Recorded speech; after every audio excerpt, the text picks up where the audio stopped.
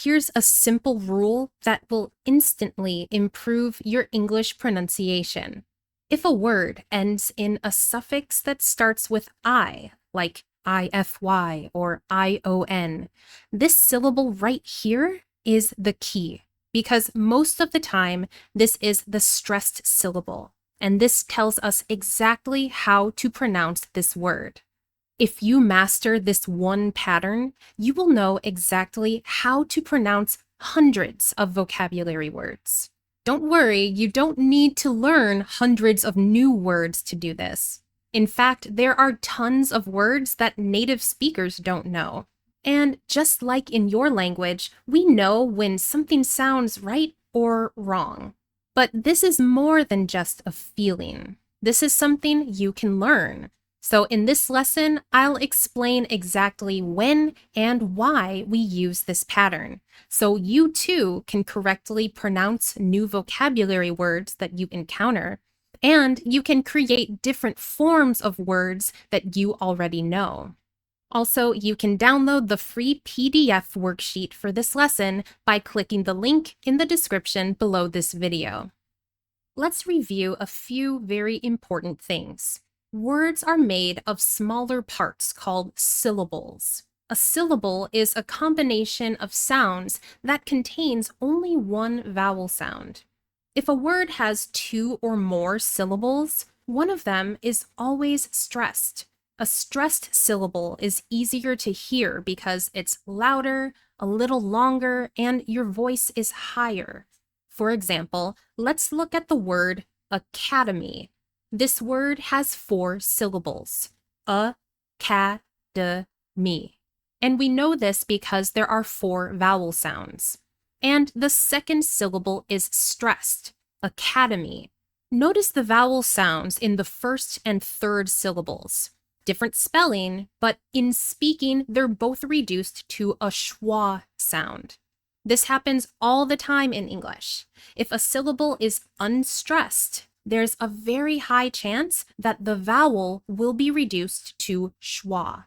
Knowing where the stressed syllable is really important because sometimes when we change the form of a word by adding a suffix or a word ending, the location of the stressed syllable can move. When a stressed syllable becomes unstressed, or when an unstressed syllable becomes stressed, this can change the pronunciation completely. Let's compare the noun academy to the adjective academic. Academic. So what happened? Now the third syllable is stressed, so we pronounce the full vowel sound here with a short e, demic. Also, the vowel in the second syllable changed. It's not ka anymore, it's k. Unstressed with a schwa sound. Academic, academic. So the big question here is, how do you know that? Why does the word stress change? Well, this is something that happens very often with suffixes that are Latin in origin. In fact, the origin of most English vocabulary comes from Latin directly or indirectly via French. If you speak a Romance language like Spanish, French, Portuguese, Italian, etc., you have an advantage. Maybe you need to change the spelling or change the suffixes a little bit, but you already know most of these words. But you need to be really careful. I often hear speakers of Romance languages making more pronunciation mistakes because they try to use the stress patterns from their language, not from English. So remember that in English, we don't stress the suffix. We stress the syllable immediately before the suffix. So anytime you see these suffixes, which we'll practice today, you will always know exactly how to pronounce that word with the correct word stress. Let's continue with some more examples of the IC suffix.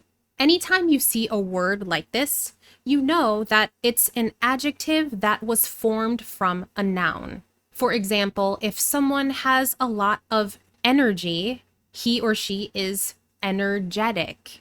Energetic. If something has the power of a magnet, it is magnetic, magnetic. An athlete is a person who's very athletic, athletic. Next, let's talk about adjectives that end with the suffix ICAL. For example, the noun magic becomes the adjective magical.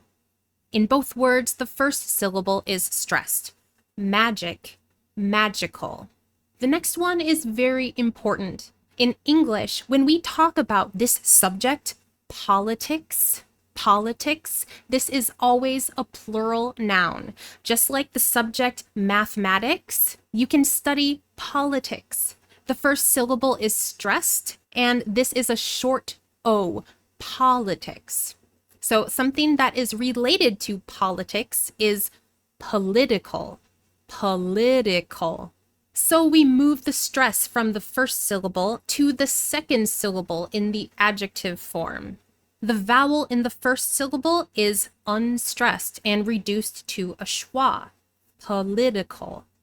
Also, if you want to know exactly why the pronunciation of T changes in American English, I highly recommend watching this lesson next. If you're talking about something that's the usual type or representation of something, it is typical, typical. Next, we have the subject of philosophy, philosophy. This is the study of the meaning of life and why we exist. Deep thoughts. Something that is related to philosophy is philosophical. So you can have a philosophical argument, a philosophical problem. You can be a philosophical person, etc. Let's keep going with our next suffix, IAN. Now, you will see two different variations of the spelling. Sometimes CIAN, sometimes SIAN, both pronounced with a sh sound, shun. Most of the time, this suffix refers to people who are professionals or specialists. A person who plays or writes or performs music is a musician, music, musician. A person who works in the field of politics is a politician, politician. So the third syllable has the primary stress. But notice that the first syllable has some secondary stress. We don't reduce this syllable to a schwa, like in the adjective political. But it's not the main stress. The primary stress comes immediately before the suffix politician, politician. We also have a strong T sound there.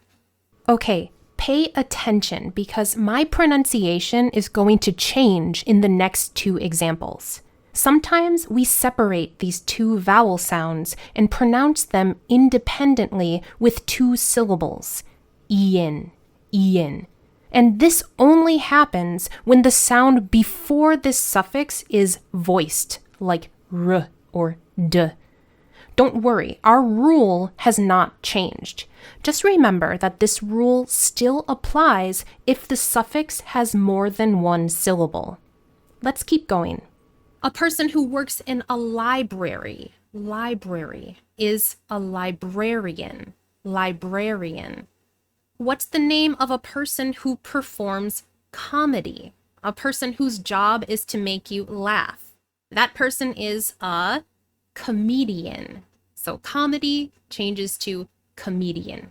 Next, we have a very useful suffix that forms adjectives from nouns or from verbs. IAL. You will see a couple of different variations of the spelling, including CIAL and TIAL. A perfect example is special, special. This is related to the word species, which describes a particular type or group of plants or animals. Notice that I'm not saying special. These sounds come together to form a sh sound, and we really reduce that final vowel to the point where you really only hear the dark L sound. Oh, special, special. Benefit, beneficial, benefit, beneficial. Part, partial, part, partial. Okay, you try the next one. You can do something in confidence, or something can be confidential, confidential. This means secret or private, like confidential information, confidential documents, etc. Next, an extremely useful suffix that forms nouns from verbs, ion. Again, you'll see two different spellings, tion, which is pronounced with a voiceless sh sound, shun, and sion, which is usually pronounced with a voiced zh sound, zhun, zhun, but there are exceptions, of course. English always has exceptions. So the verb create becomes the noun creation. Create, creation. You can decide something, or you can make a decision. Decision. This changes from a long I sound in decide to a short I sound, and we're pronouncing the voiced zh in decision. Decision. Here's a really good spelling tip. Anytime you see a Latin-based verb that ends with ude in English, the noun form will change to sion. The verb conclude, conclude, changes to the noun conclusion, conclusion. Intrude, intrude, changes to intrusion, intrusion. Here's another tip for Latin-based verbs in English that end with ibe. To create a noun, the B becomes a P, and then we add tion. So the verb describe becomes the noun description. Describe with a long I, description with a short I in the stressed syllable. Another example, the verb transcribe becomes transcription, transcription. Your turn. A doctor can prescribe something, prescribe, or you need a prescription, prescription. Almost done. This is another extremely useful verb suffix for talking about making or causing to become, and that is ify, pronounced as ify, ify. For example, to make something simple is to simplify, simplify. Now here's the noun identity, identity. You can say identity, but it's very common in American English to drop the T after the N in an unstressed syllable. To correctly show the identity of something is to identify, identify, or identify is also fine.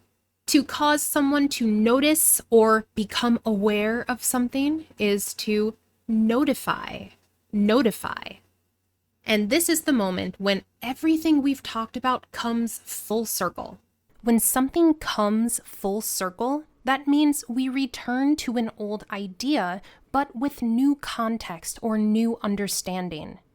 We can take these verbs with ify and we can create the noun form. And you will already know how to pronounce it because now you know the correct stress pattern. So with these words, change the Y to an I, add CA, and then add TION. So what is the noun that describes the action of simplifying something? Simplification, simplification, 5 syllables. So again, the long vowel sound I becomes short I in this unstressed syllable. Simplify, simplification. Identify changes to identification. identification. Wow, 6 syllables. And finally, to notify becomes notification. Notification. Make sure you turn on your notifications so that you're notified every time I upload a new lesson. If this lesson was useful and you enjoyed it, please like this video and subscribe to my channel for more. Thank you so much for watching. I'm Gina. This is Your World in English, and I'll see you next time. Bye.